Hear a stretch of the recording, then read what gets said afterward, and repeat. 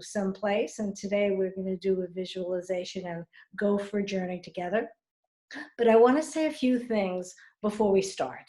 And that is that, we're all in times of uncertainty, and a lot of people are experiencing very strong feelings that come and go throughout the day, that seem to be pervasive, that don't go away: low-grade anxiety, discouragement, a sense of being overwhelmed, feeling out of control.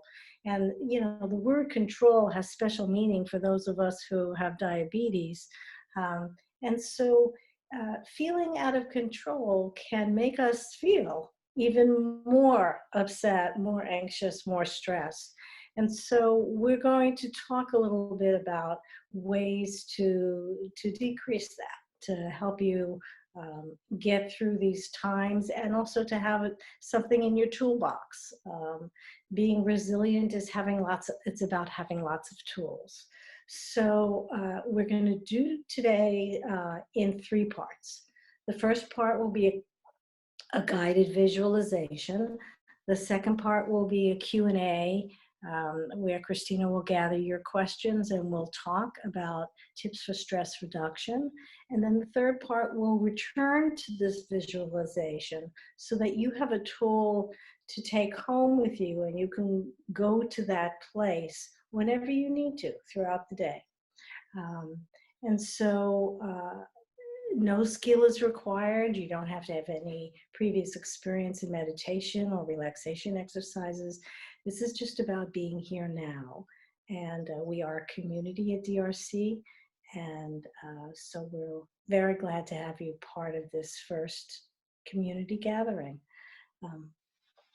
So wherever you are, get comfortable and close your eyes. And begin to take 3 nice, long, deep breaths. Nice and easy. And just focus on the sensation of air coming into your lungs and exhaling. And inhaling and filling up, taking a sense of ease and calm with you, and exhaling any stress that you want to relieve. And inhaling and exhaling, nice and easy. You don't have to be any place but here, right now. As you continue your breathing, don't force it, just let it be. As you inhale and exhale, paying attention to this moment where nothing else matters except following the flow of your breath.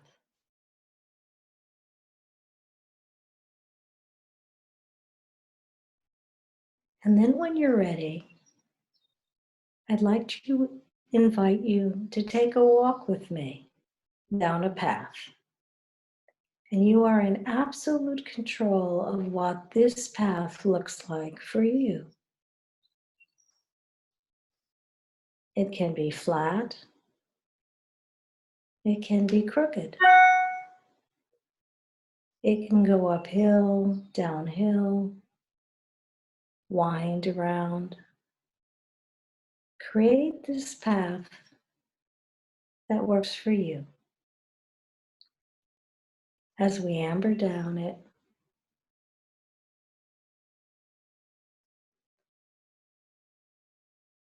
and in front of us we see a gate. And that gate is a very unique gate. It's a rainbow. It doesn't look like any other gate.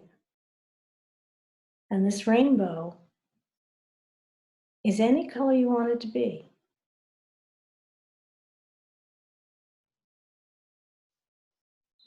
And as you walk through your rainbow,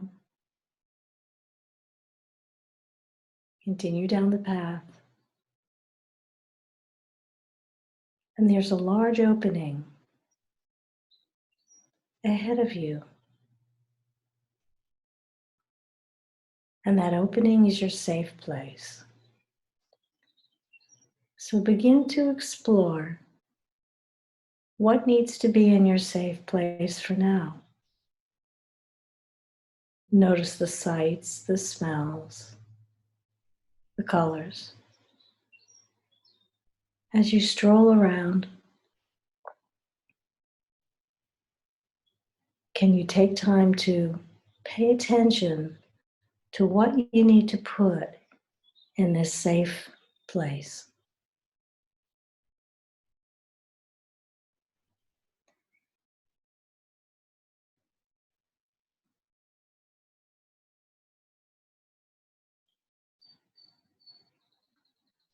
What do you hear? What do you see? Who have you invited with you? Is there a person, a pet, a loved one, a friend? But in this place, you feel totally calm,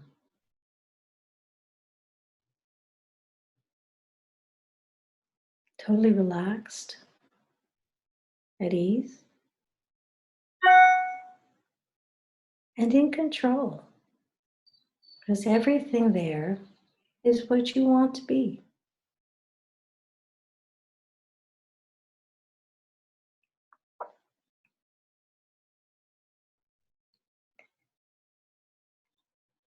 Find a nice place in this space to sit or stroll,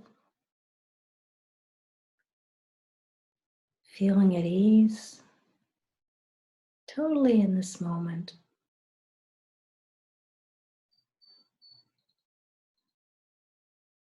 Calm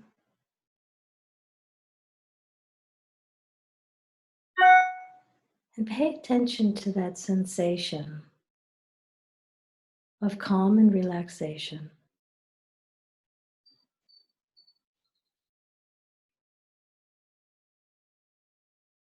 And begin to embrace yourself. In a way, give yourself a hug as you hold in the sensation of calm and ease.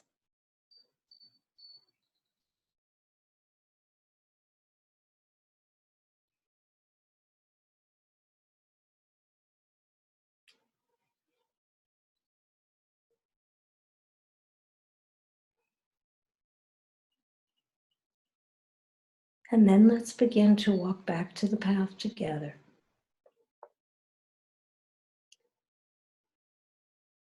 Taking the moments to notice what's on the path, carrying that sense of ease and relaxation with you. As we approach and walk under your rainbow,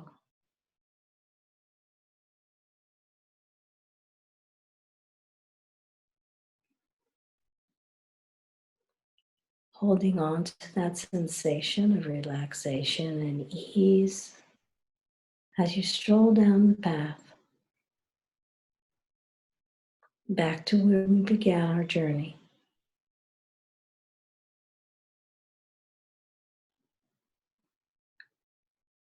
And begin to focus on your breath, just as we began,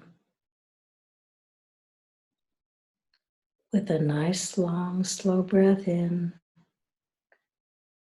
as you begin to open your eyes and exhale. And inhale and begin a stretch.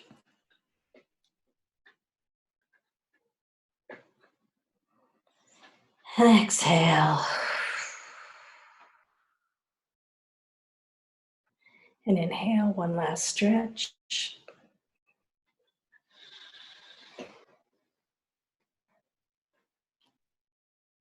And exhale.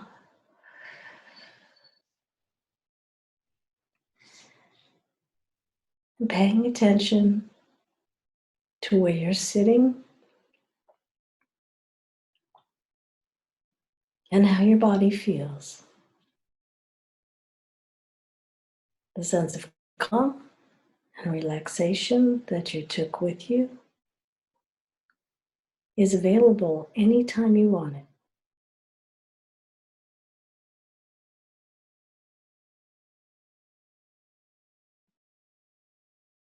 And take one last breath.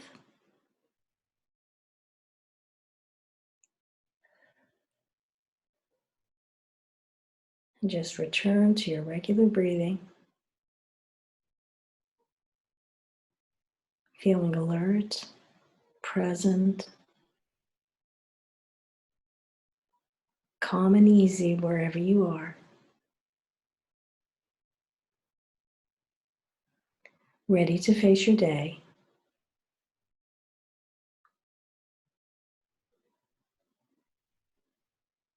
And then we can begin answering some of your questions.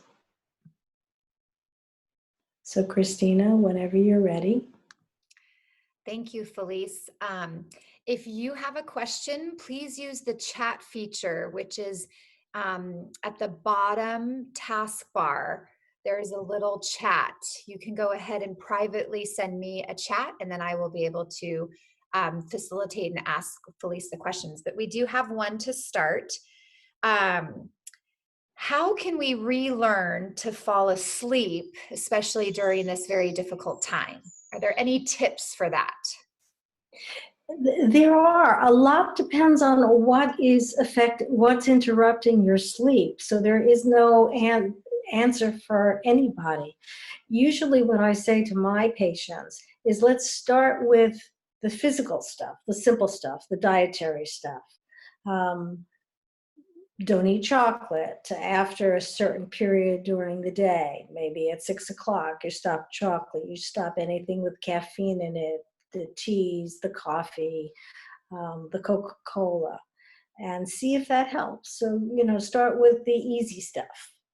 Many of us don't even realize, and because we're home a lot, we're winding up eating stuff that maybe we're not usually eating. That's the first thing. The second thing is psychologists talk a lot about sleep hygiene, that there are certain routines that we should have in place. The room that you sleep in, if it's possible, should be a room that is just for sleep. Now, many people are working from home, and so now their beds become their offices, and they may not have the luxury to have a dedicated bedroom only for sleep. But before you go to bed, have a ritual where if you're using your bedroom for a work office, put away your papers, put away the computer, put away your notes, so that you're preparing your bedroom for sleep. Be aware that your computers need to be off. The blue light from computers can interfere with sleep. And so leave a period of time that you're not on screen time, including the television. Have your room the way you want it to be when you go to sleep. Make sure it's warm, make sure it's comfortable. So those are some of the things. Some people find that if they're falling asleep and then waking up, and it's not blood sugar related, because I personally wake up if my blood sugar is off, that they will keep a journal next to their bed, and that they find it that if they wake up and they're worrying, that they write down their worries, so that the journal keeps your worries nice and safe, and they're next to the bed, and you put it on your dresser, and then you can go back to sleep, that you don't have to keep your mind ruminating about things, because you have it already in your journal, and the journal, in a sense, is your memory, and that can be very helpful. There are also techniques for relaxation before bed, meditation techniques, and I find those really helpful, especially during these times. So the first thing is, remember, try to figure out what's keeping you awake, whether or not it's dietary, whether or not it is about the anxiety and the low-grade stress, whether or not it's changing or shifting in your blood sugars. and then you're more likely to be able to solve the problem. So first we need to know what the problem is, and then we can figure out the solution. So anything else, Christina? Great. Thank you, Elise. Yes. Are there any caregiver tips that you can provide for those that are caring for someone with type 1 right now? Take care of yourself. Caregivers are extraordinarily generous and, in a way, putting their own needs aside to take care of somebody that they love or have an obligation or a responsibility to take care of. And a lot of times self-care goes out the door. So you need to have some time during the day that's for you. It may be when the person you're taking care of is taking a nap, or if they're able and functioning well, and you're helping them with their diabetes, is to make sure that you say, I need some quiet time for myself. In days before COVID, we might swap out with somebody to come by and maybe take over some of our responsibilities while we went shopping or went out for a walk. But it's very, very important now, because most of us are sheltering at home, to have some space and a boundary around yourself where you can do something for yourself, whether that's a warm bath, whether or not sitting and putting on headphones and listening to music, whether or not it's FaceTiming with somebody you love. Having self-care is really, really important when we're a caregiver. And also reaching out to other people for social support, I think is being connected nowadays becomes even more important. Great. Thank you, Felice. We have another question. I have a daughter who has type 1, and she has the Dexcom glucose monitor, which is working great. But now I find myself obsessed and stressed with watching her blood sugar numbers, especially when she's sleeping, which adds to issues that I have in stressing for her. How do I stop this stress? I think being a parent of a child with diabetes is probably one of the most difficult things, maybe even harder than actually having diabetes yourself, because you're sort of helping control your child, but in a sense your child's body is doing what it needs to do. Sometimes your child doesn't want to talk to you about their diabetes. Sometimes they do. um, I don't I don't know that you can ever not worry as about being a parent, and that may be unrealistic. Part of, I think, taking care of the ones we love is also learning how to be comfortable with some of the worry that comes along with this disease. It's normal to worry about your child. I would worry about you if you weren't worried. If it's keeping you up at night, one of the things that you can do is rely on the alarms from your Dexcom. That's what they're there for. You're not going to be able to manage every change during sleep of the variations in blood sugar that we all live with and know. If your child's having a bad dream, the blood sugars can go up. I mean, we do the best we can do. And that's part of, I think, living with diabetes, whether or not you're the one with diabetes or you're caring for somebody with diabetes, is that diabetes is a difficult disease to control. We do the best we can. And some days are better than others. And I think being compassionate towards ourselves is a very big part of the psychology of dealing with this disease. So to expect that you are going to be able to go to sleep and not worry, I think maybe a bit harsh, maybe a little unrealistic, maybe a lot unrealistic. Of course, you're going to be worried, and you can set some alarms for yourself so that you can sleep between when you wake up. There are ways to schedule so that you know that you're going to be more vigilant between these hours, watching patterns. If you can tell, there may be times that you may want to know more um, than other times, especially if your child drops slow. But make sure that you can hear alarms, because the technology is there to help us. So I don't have a magic bullet for that one. I really don't. Um, Thank you, Felise. We have one last question. What do you recommend to deal with the constant thoughts relating to one's mortality because of type 1? And as we constantly hear on TV that diabetics have a pre-existing condition that is deadly in the face of COVID. we hear a lot of scary stuff on the news, and one of the things that I have been saying to people is put yourself on a news diet. We are not obligated to watch the news 24 hours a day. Watch as much news as you need to stay informed, and then turn the TV off, or switch the channel. Because most of the time, the news is recycling information. So if you're getting basic information and you can rely on it, uh, enough is enough. It's okay to, I remember the days of 9/11 when I would finally say to people, you don't have to re-traumatize yourself. You've seen what happened, enough. And so shut the news off at some point.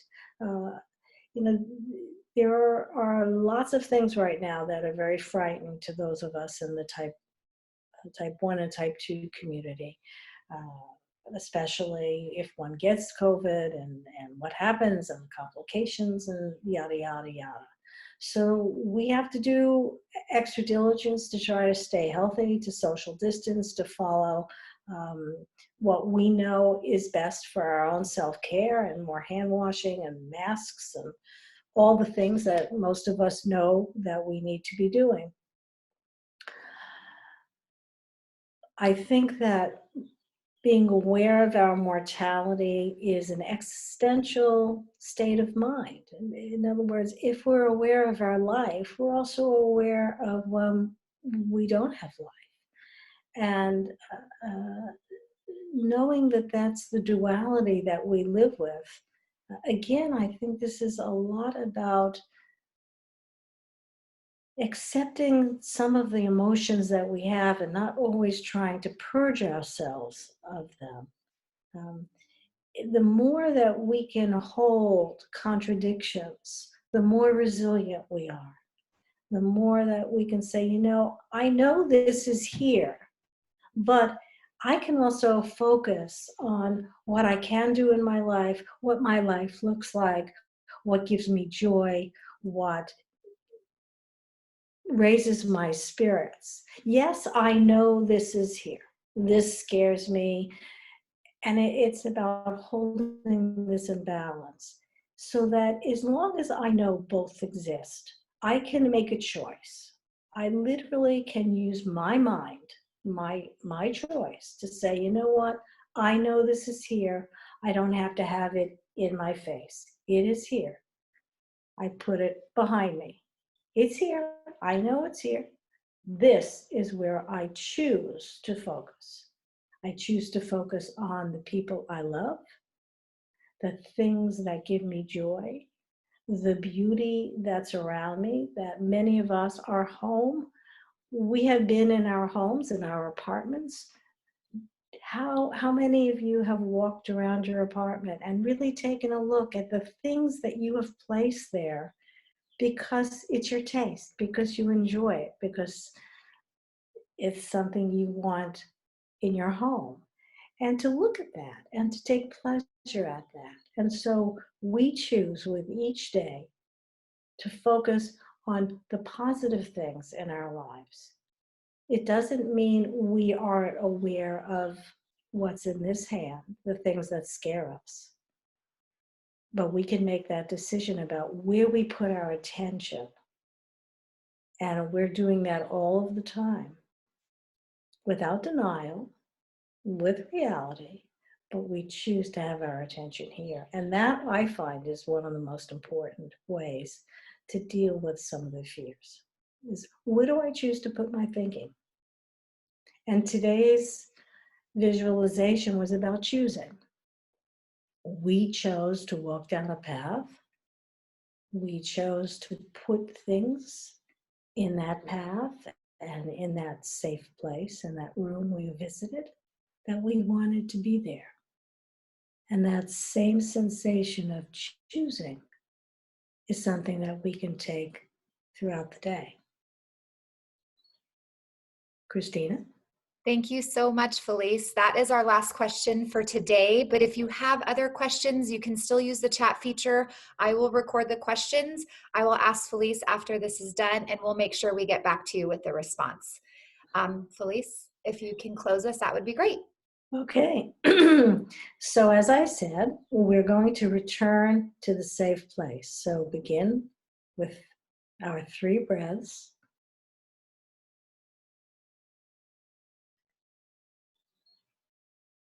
Nice and easy.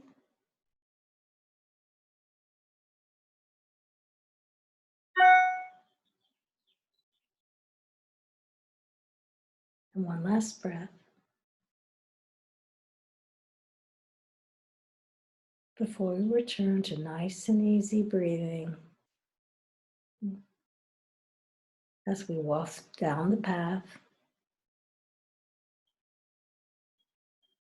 under the rainbow that you chose,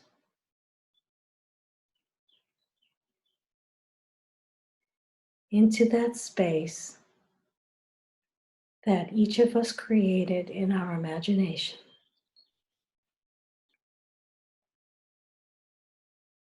Noticing the things we place there, the people we put there,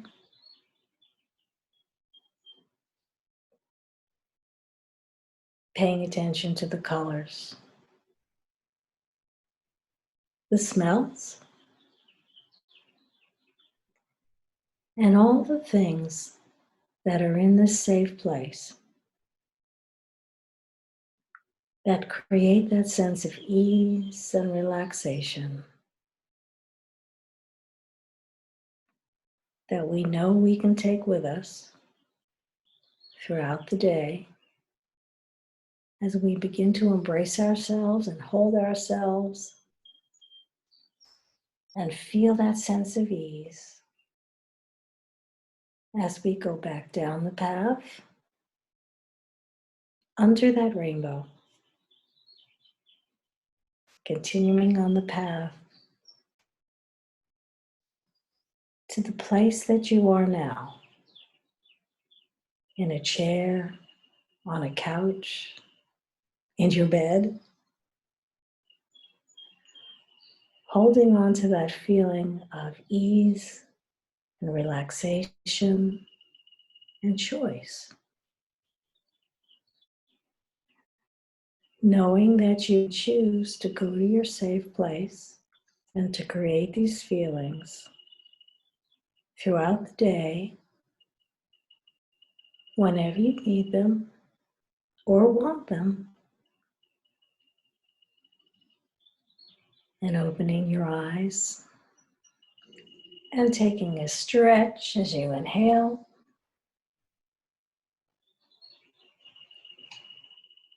and exhale, and getting ready for your day.